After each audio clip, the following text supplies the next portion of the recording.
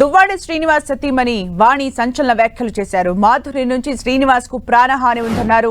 Madhuri trap లో దువ్వాడ పడ్డారని ఆరోపించారు. శ్రీనివాస్ కు ఏదైనా జరిగితే తన కుటుంబం రోడ్డున పడుతోందన్నారు. పోలీసులు తక్షణమే స్పందించాలని, దువ్వాడ ఇంట్లో ఉన్న అనధికార వ్యక్తుల్ని బయటకు పంపించాలని కోరారు. రేపు లిఖిత పూర్వకంగా ఫిర్యాదు చేస్తానన్నారు. వీరి వివాదం ఇప్పటి వరకు కొలిక్కి రాలేదు.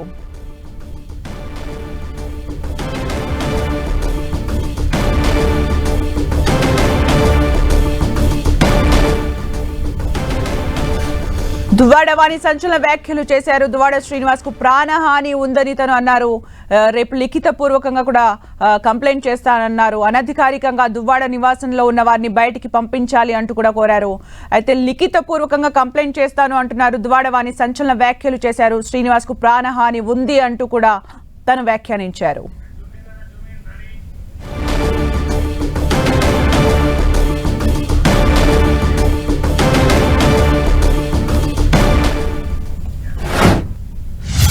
ఇక మరిన్ని అప్డేట్స్ మా ప్రతినిధి బాలుని అడిగి తెలుసుకుందాం. బాలు, అంటే వాణి వ్యాఖ్యలు దేన్ని ఉద్దేశించి అన్నారు అని అనుకోవచ్చు. ఇప్పటికే చాలా రకాలుగా కూడా మధ్యవర్తులు సంప్రదింపులు జరిపారు. అసలు ఏం జరుగుతోంది అక్కడ? సుమిత్ర, దువ్వాడ కుటుంబ వివాదం 11వ రోజు చేరుకుంది. 11 రోజులుగా దువ్వాడ శ్రీనివాస్ భార్య వాణితో పాటు కుమార్తె కూడా ఇక్కడే తమ నిరసన వ్యక్తం చేస్తున్నారు. ఏదైతే తమ కుటుంబానికి అన్యాయం జరుగుతుంది, మూడో వ్యక్తిగా ఉన్నటువంటి దివ్వాల వాదిరి వల్ల తమకు అన్యాయం జరుగుతుందని చెప్పేసి కూడా వారంతా కూడా తమ నిరసన వ్యక్తం చేస్తున్నారు. తమ 11 రోజులుగా కూడా ఇక్కడే ఉంటూ తమ నిరసన వ్యక్తం చేస్తున్నారు. మేడం, ఈ రోజు కొన్ని కామెంట్స్ చేశారు మీరు. ఏదైతే ఇక్కడ బిల్డింగ్ లోకి దువ్వాడ శ్రీనివాస్ ఉంటున్న బిల్డింగ్ లోకి మాధురి వచ్చిందని కామెంట్ చేస్తున్నారు. ఆమెకు ప్రాణహాని ఉందండి, ఏం చెప్తారు సార్? నిన్న యాక్చువల్గా ఒక మీడియాకు ఒకటి తెలియజేశాం. ఎందుకు ఒక రాంగ్ మెసేజ్ పబ్లిక్లోకి వెళ్ళింది. మేము చెప్పింది ఒకటి, మేము చెప్తున్న వెర్షన్ ఆపోజిట్ వెర్షన్ శ్రీని గారు చెప్తున్నారు. ఏంటంటే మేము ఆస్తులు అడిగాము, లేకపోతే రాజకీయ ఆకాంక్ష అనేది తెలియజేశామనేది చెప్తున్నారు. దానికి నిన్న 3 days నా థ్రోట్ ఇన్ఫెక్షన్కో ఏంటో నేను కొద్ది మీడియాకు దూరంగా ఉన్నాను. ప్రతిరోజు ఇదేనా అనుకోని తగ్గాను నేను. వాళ్ళు మీడియా ముందుకు వచ్చి రాంగ్గా తెలియజేస్తున్నారు. నేను అడిగారు నాకు నిన్న మీడియా, అట్లాంటిది ఏమీ లేదండి, 1 రూపీ కూడా శ్రీని గారి దగ్గర నుండి మాకు వద్దు. నా పిల్లలు నేను ఆ ఇంట్లో ఉంటాం. మేము ఎలాంటి ఆస్తులు కూడా మొదటి నుండి అడగడం లేదు. మేము ఎట్లాంటి డిమాండ్స్ కూడా కోరుకోలేదు. 4 డిమాండ్లు 5 డిమాండ్లు అని వాళ్ళు క్రియేట్ చేస్తున్నారు. మేమందరము కలిసిమెలిసి ఉండాలనే కోరుకుంటున్నాం అనేది నేను నిన్న క్లారిటీగా మీడియాకు తెలియజేశాను. మాకు ఎలాంటి రాజకీయ ఆకాంక్షలు దురుద్దేశాలు లేవు. నా పొలిటికల్ కెరియర్తోనే మేము, డాడీ తాతగారు పొలిటికల్ కెరియర్తోనే మేము ముందుకు వచ్చాం. నాకు ఆ రాజకీయ ఆకాంక్ష లేదు, ఫైనాన్షియల్ ఇది కూడా నాకు లేదనేది, అందరము కలిసి ఉండాలి ఒకే ఇంట్లో అనేది నా ఆలోచన అనేది నేను మీడియాకు తెలియజేశాను. ఉంటామనేది కూడా తెలియజేశాను. దానికి నిన్న నైట్ 10-11కి చిన్న ఆఫ్టర్ నేను ఆ వీడియో పెట్టిన తర్వాత మీడియా దృష్టికి తీసుకెళ్ళి వెళ్ళిన తర్వాత నాకు తెలుసు అందరు కూడా చాలా వరకు బ్రేకింగ్ న్యూస్లు అని పెట్టి వాణి గారు ఒక స్టెప్ తగ్గారు అనేసి పరిష్కారం అయిందని మీడియా ద్వారా తెలియజేశారు. రాత్రి 9-10 అప్పుడు ఒక 10 మంది కుర్రోలు దువ్వాడ శ్రీధర్ డ్రైవర్ వెనక, హేమాచలం వెనక ఒక 10 బైక్లు వేసుకొని వెళ్తున్నప్పుడు ఏంటి వాతావరణం, అందరు మా దుఃఖం చూస్తున్నారు ఏంటని చిన్న ఎవర కుర్రోలు అనుకొని వెంటనే డౌట్ పడ్డాను. నేను నా పాప డౌట్ పడి వెంటనే సిఐ గారికి చెప్పాం.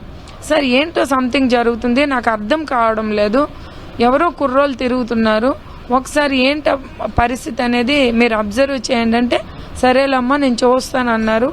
అక్కడ వెళ్ళి అబ్జర్వ్ చేశారు, ఏమీ లేదని చెప్పారు.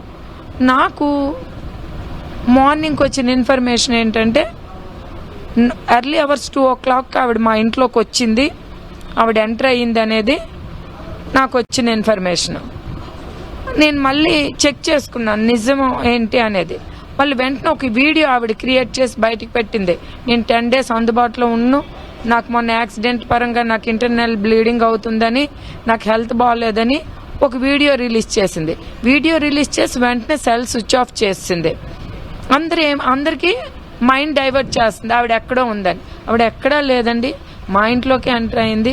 నేను పోలీస్ డిపార్ట్మెంట్కి కూడా చాలా క్లియర్గా చెప్తున్నాను, మా ప్రాణాలకి చాలా ప్రాబ్లం ఉంది. మా లైఫ్స్, నేను నా కూతురు ఇక్కడ పడుకుంటున్నాము, మేము చాలా ఇబ్బందుల్లో ఉన్నాము. శ్రీను గారికి కూడా ఏమైనా అయితే ఆయన లైఫ్ మా లైఫ్లతో ముడిపడి ఉంది. మేమందరం కూడా ఆ సూప్లో పడిపోవాల్సి వస్తుంది. ఎట్టి పరిస్థితుల్లో ఆ ఇంట్లో మూడో వ్యక్తి ఉండకన్నా ఇక్కడ మేము ఉంటున్నాం కాబట్టి అన్ని రకాలుగా కూడా మాకు ప్రొటెక్షన్ ఇవ్వాలి.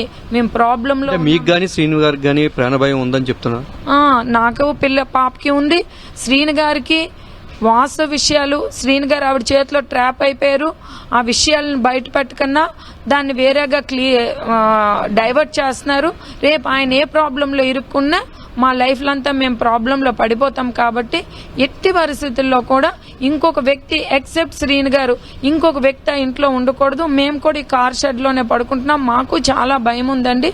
సో నేను జగనన్నకు కూడా మీడియా ద్వారా ఒక్కటి తెలియజేసుకుంటున్నాను, మా లైఫ్లు చాలా ప్రాబ్లంలో ఉన్నాయి.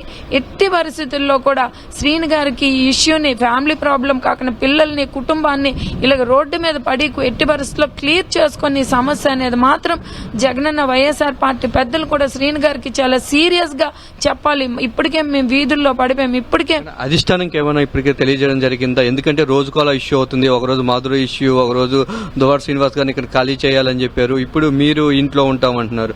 ఈ ఓవరాల్ ఇష్యూలో అధిష్టానంకి ఏమైనా తెలియజేయడం జరిగిందా? మీరేం చెప్తారు?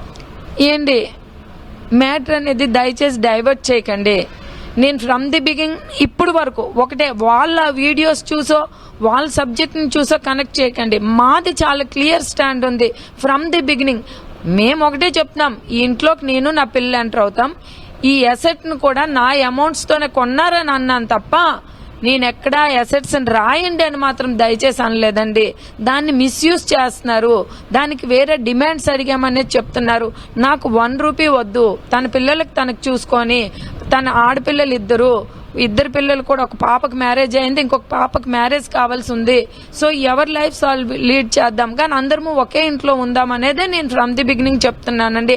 అదే ఆయనకి చాలా క్లియర్గా ఉంది. కానీ వాళ్ళు ఏంటంటే టాపిక్ డైవర్ట్ చేస్తున్నారు. వాళ్ళ ఇల్లు రాసేస్తాం, వాళ్ళ ఫ్యాక్టరీ రాసేస్తాం, ఇట్లాంటివి డబ్బులు ఇచ్చేసామని మాకు ఏమీ వద్దు. దయచేసి మేమేమీ కోరుకోవడం లేదు. వాళ్ళ నుండి మేము ఎట్లాంటి ఎక్స్పెక్టేషన్స్ చేయడం లేదు. గౌరవం కోరుకోవాలనుకుంటున్నాం. ఈ ఇంట్లో ఎట్లాంటి తప్పుడు వ్యవహారాలు జరగకూడదని కోరుకుంటున్నాం. తద్వారా నేను నా పిల్లలు డ్యామేజ్ కాకూడదని కోరుకుంటున్నాం తప్ప ఎట్లాంటి అసెట్స్. ఇప్పుడు మాకు ప్రాణభయం కూడా వచ్చిందండి.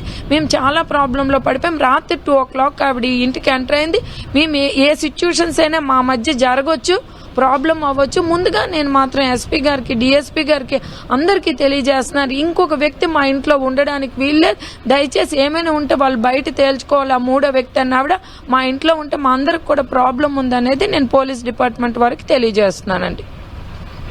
ఇది తనకు కానీ అటు కుటుంబ సభ్యులతో పాటు దువ్వాడ శ్రీనివాస్ కూడా ప్రాణహాని ఉందని చెప్తున్నారు. మేమంతా కూడా ఒకటే కోరుకుంటున్నాం. గతం నుంచి కూడాను కేవలం ఇక్కడ ఏదైతే ప్రస్తుతం ఇంట్లో ఉన్నామో ఇంట్లోనికి వెళ్ళాలి, మేము దువ్వాడ శ్రీనివాస్తో పాటు పిల్లలు ఉండాలి అని చెప్పేసి మేము కోరుకుంటున్నాం. అయితే రాత్రిపూట ఇక్కడికి దువ్వాడ మాధురి వచ్చిందని మాకు సమాచారం ఉంది. కొద్ది గంటల క్రితమే ఆవిడ మరో వీడియో రిలీజ్ చేసింది. ఆ రిలీజ్లో తన అజ్ఞాతంలోకి వెళ్తున్నట్టు, తనకి హెల్త్ కొంచెం సివియర్గా ఉంది అన్నట్టు కూడా చెప్పుకోవచ్చింది. అయితే ఇదంతా అభూత్ కల్పనగా వాణి చెప్తున్నారు. ఏదైతే ఫోన్ స్విచ్ ఆఫ్ చేసి ఇక్కడే పైనే ఉంది కాబట్టి అటు పోలీసులు చర్యలు తీసుకోవాలి. పోలీసులు దీని మీద మూడో వ్యక్తి, మా కుటుంబ సభ్యులు కాకుండా మూడో వ్యక్తి ఇంట్లో ఉండడానికి వీలు లేదంటూ కూడా ఆమె చెప్తున్న పరిస్థితి ప్రస్తుతానికి కనిపిస్తా ఉంది. Thank you Balu for the updates.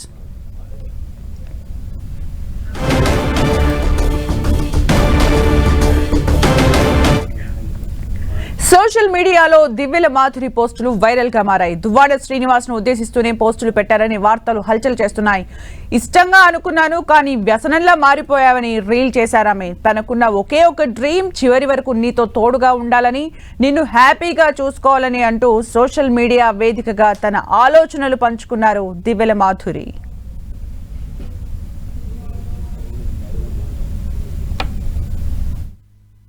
Doctor stress తీసుకోమన్నారు, మాట్లాడలేకపోతున్నాను.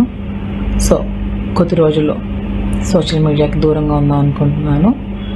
మళ్ళీ 10 days తర్వాత లైవ్కి వస్తాను, మీ అందరితో మాట్లాడతాను.